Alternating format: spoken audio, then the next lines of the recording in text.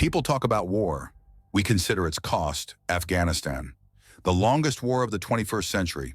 20 years, trillions of dollars, hundreds of thousands of victims, and a finale that crossed out everything.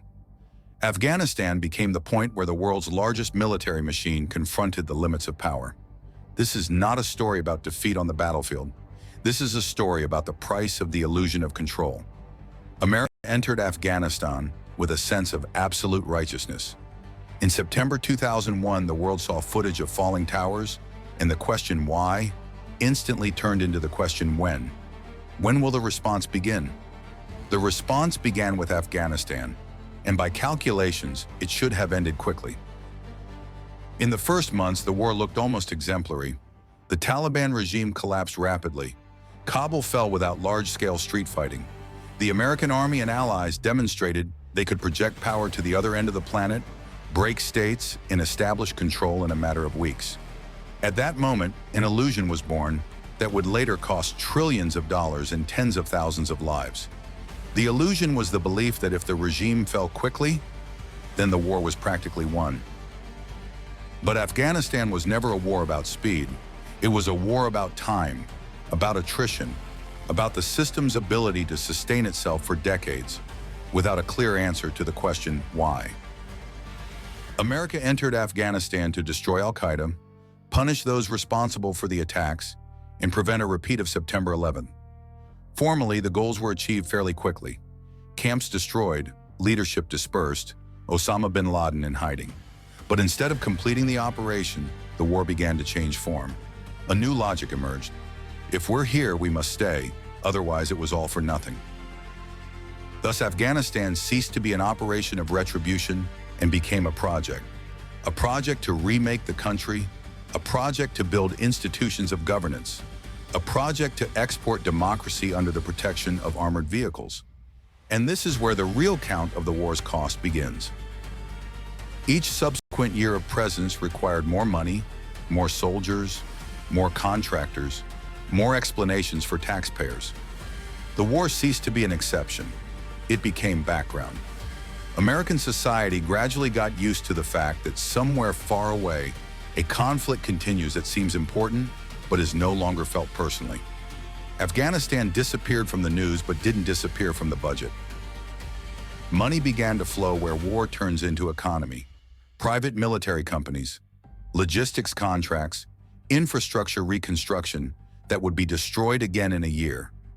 Billions of dollars went to building roads no one drives on, schools that close, power plants no one maintains. The war ceased to be exclusively military. It became a financial mechanism where each year of extension meant new flows of funds. And the longer the conflict lasted, the harder it became to admit a simple thing. Victory in the conventional sense doesn't exist. You can't defeat a country where war isn't an event but a condition. You can't impose a centralized governance model on a society that has lived by different rules for centuries. You can't buy loyalty if money comes together with weapons. By the mid-2000s, it became clear that the Taliban had not disappeared. They adapted, waited it out, dissolved into villages, mountains, borders. The war turned into an endless series of operations without strategic breakthrough. Every year they reported successes, every year they demanded more resources, and every year the result remained the same. The cost began to grow exponentially, not only in money but in institutional wear. The army fought without a clear goal, diplomats tried to negotiate without leverage. Politicians changed, but the inertia of war remained. Afghanistan became an example of how even the most powerful system can get stuck in a conflict that can't be won, but is scary to lose. The most dangerous moment was the substitution of the question. Instead of, what do we want to achieve? It turned into the question, what will happen if we leave? And each time the answer frightened more than the reality of a protracted war. Leave, and everything will collapse. Leave, and it will look like defeat. Leave, and enemies will perceive it as weakness. So the war continued not because they believed in it, but because they feared its ending. 10 years passed, then 15. Afghanistan became a war that was started by some presidents and ended by completely different ones. with different promises, different crises, and different priorities. But each new leader inherited the same choice: continue or admit that the project doesn't work. And almost everyone chose continuation. By this point, the count was already in trillions of dollars. These are not abstract numbers. These are taxes, borrowings, redistribution of resources from education, healthcare, and infrastructure into a war without finale. Afghanistan became a war that slowly but consistently undermined trust in the idea of American omnipotence, not among adversaries, but among allies in its own society. And all this time, the key illusion persisted, that control still exists, that if necessary, they could push the button, increase the contingent, change the strategy, appoint new commanders, and the situation would turn around. But Afghanistan doesn't break with sudden movements. It simply waits. By 2020, it became obvious. The war would end not with victory, but with failure. The only question was how it would look and how much more it would cost to try to save face. Negotiations with the Taliban became a de facto recognition that all previous years had not led to the creation of a sustainable alternative. 20 years, trillions of dollars, tens of thousands dead, and a final agreement with those they promised to destroy at the beginning. This is the first cost of Afghanistan: the cost of time, the cost of delay, the cost of unwillingness to acknowledge the limits of power, the cost of the illusion that if a war lasts long enough, it automatically becomes justified. Afghanistan is not just a war, it's a lesson the world learned painfully and expensively. It's the moment when the most powerful state of the 21st century first confronted not the defeat of an army, but the defeat of the idea of control. Not a failed operation, not a mistake by generals, but a systemic collapse of the belief that money, technology, and global influence automatically convert into victory. After September 11, 2001, the US had everything that no empire in history had: absolute moral legitimacy, NATO support, UN and majority of world countries support, an almost unanimous Congress, a military budget exceeding the budgets of the next 7 countries combined. Afghanistan was supposed to be a quick, demonstrative war, after which the thought of resisting American will would seem absurd. Donald Rumsfeld, then Secretary of Defense, said in October 2001, "This campaign will not be protracted. We are not going to build a nation there." These words today sound like a document of an era that ended precisely in Afghanistan. 20 years passed. In August 2021, the whole world saw footage that in 2001 would have seemed like fantasy. Kabul gripped by panic, people clinging to the landing gear of transport planes, American diplomats urgently destroying documents, Taliban entering the capital faster than analytical centers could update their forecasts. This was not just a departure. This was a collapse of the narrative. Officially, the war began as an operation against al-Qaeda, but by the mid-2000s it became clear the terrorist network was weakened, but the war was only beginning. The goals began to expand: democracy, human rights, women's education, creating effective institutions. Afghanistan turned into a project that was impossible to complete because the goals were constantly being rewritten. Each new US president received Afghanistan as a suitcase without a handle. George Bush started the war. Barack Obama increased the contingent. Donald Trump acknowledged there would be no victory. Joe Biden completed the withdrawal and took the hit for all previous decisions of his predecessors. His statement in 2021, "Our mission was never to build Afghanistan anew. We came to prevent another attack on America." This was the first official recognition that 20 years of explanations were merely retrospective justification of a war that had long lost a clear goal. According to the Costs of War project at Brown University, the total US expenditures on the Afghan campaign exceeded $2.3 trillion. And this is not only combat operations. This is maintenance of contingents, payments to contractors, logistics, medicine, veteran rehabilitation, interest on military borrowings that America will pay for decades. More than 2,400 American military personnel died. More than 20,000 were wounded. But even more terrifying is a figure mentioned less often: tens of thousands of dead Afghan civilians and tens of thousands of Afghan soldiers, whose army the U.S. built, armed, and financed for almost 2 decades. And here arises the key question that is rarely voiced. What exactly was bought with this money and these lives? The Afghan army, on which the U.S. spent more than $88 billion, crumbled in a few weeks. In some provinces, in a few days. In some cases, without a single shot. This was not sudden. American internal reports, later published, directly spoke of total corruption, fictitious units, dead souls and personnel lists, and complete dependence on American aviation and logistics. But publicly, something else was said for years. American generals spoke of progress, politicians of turning point, experts of needing a little more time. Afghanistan became a war of presentations, where reality was adjusted to budget requests and electoral cycles. This is where the main loss of this war begins to form, the loss of trust within the U.S., among allies, and among adversaries. Afghanistan showed that America can fight endlessly long, but still leave, can invest astronomical sums, but not achieve a sustainable result, can control the sky, but not control the country. For allies, this was an alarming signal.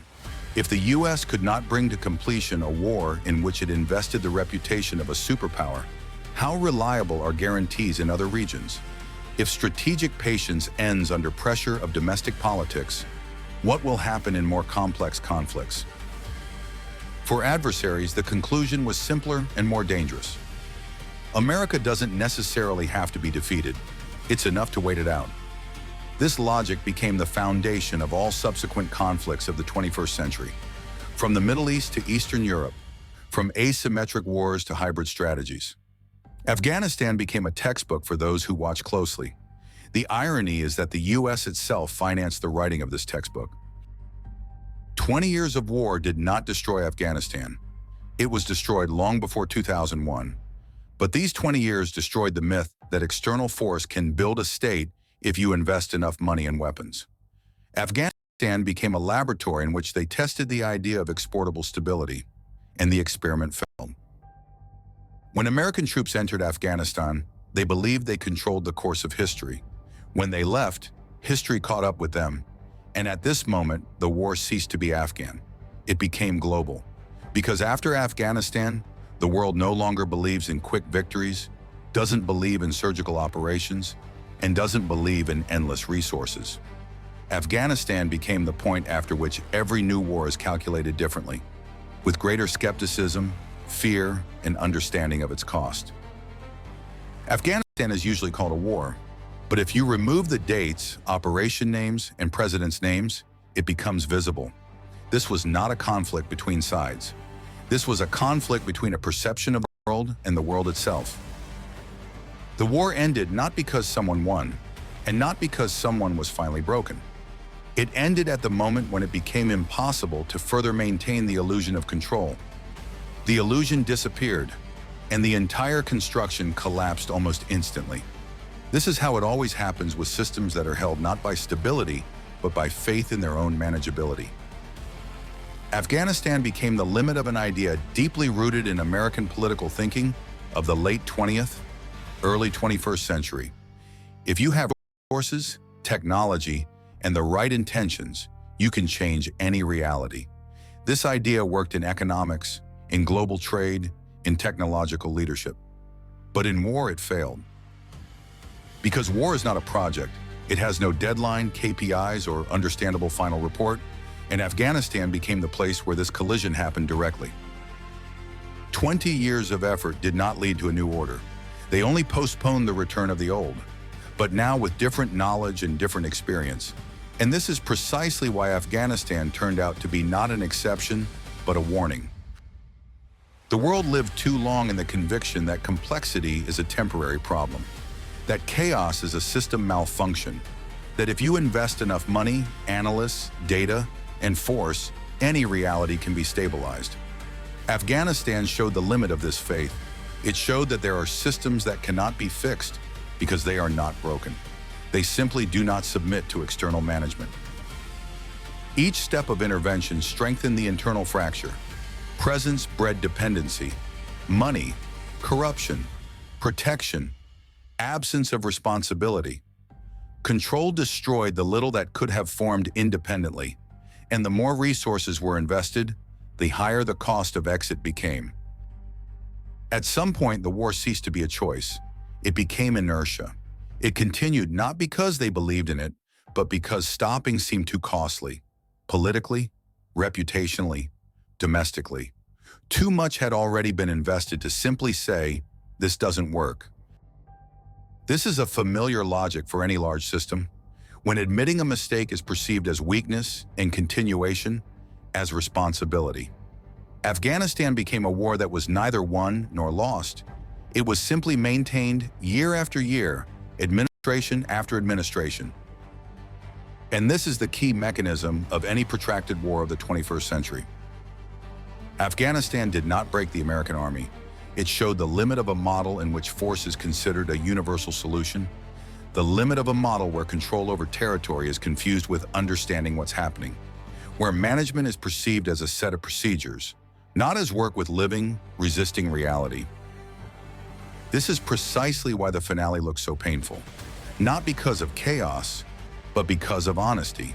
The illusion disappeared too quickly. The world saw what it preferred not to notice for decades. Technology doesn't guarantee results. Superiority doesn't mean sustainability. The intention to do right doesn't cancel destructive consequences, even if it's backed by the best intentions. Afghanistan destroyed nothing. It simply stopped hiding what had long been cracked. After it, wars did not disappear. They changed form. They became longer, quieter, more complex, less declared, less completed. They no longer need victory. Continuation is enough. They don't require mobilization of society. It's enough that society gets used to it. And this is precisely why their cost becomes less noticeable and more destructive. The cost of war is rarely paid immediately. It stretches over time. It manifests later, in loss of trust, in fatigue, in cynicism, in fear of making decisions, in generations for whom war is not an event, but a constant background of life, where words like deployment, veterans, PTSD, and national security become part of everyday language. Money can be counted, losses recorded, but there is a cost that cannot be entered into a congressional report. The cost of losing the confidence that the world is even manageable. Afghanistan became the moment when this confidence cracked. We still talk about wars as if they have a clear beginning and clear end.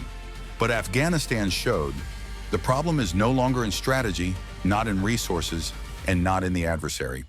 The problem is in the very idea that a war can be closed. While they seek victory, the war continues. While they seek the guilty, the mechanism works. While they believe the next conflict will be different, the cost grows. Afghanistan is not geography, it's a condition in which any external pressure strengthens internal fracture, where intervention accelerates decay, where the desire to manage replaces the attempt to understand, and where the exit almost always turns out to be more expensive than the entrance. We call it defeat because it's more familiar, because defeat implies a mistake, and a mistake can be corrected. But Afghanistan is not a mistake. It's a collision with a limit, with the limit of power, with the limit of control, with the limit of confidence that the complex world must conform to our models. And here's the most unpleasant conclusion. The cost of war almost never becomes an argument against the next war. It becomes background, familiar noise, something that is accounted for after and ignored before. We count the cost not because it immediately changes something, but because it's the only thing that remains when explanations disappear, when slogans fade, when the language of justifications ends. The cost is what they pay later. Always. More than expected. Longer than planned. And always, or silently. The longest war of the 21st century was fought not only for territory and not only for security. It was fought for the right to preserve the illusion of control. And it's precisely this war that humanity is still losing. They shout about war. We count its cost. If it's important to you not to argue about righteousness, but to understand consequences, stay here, because wars end, but their cost doesn't.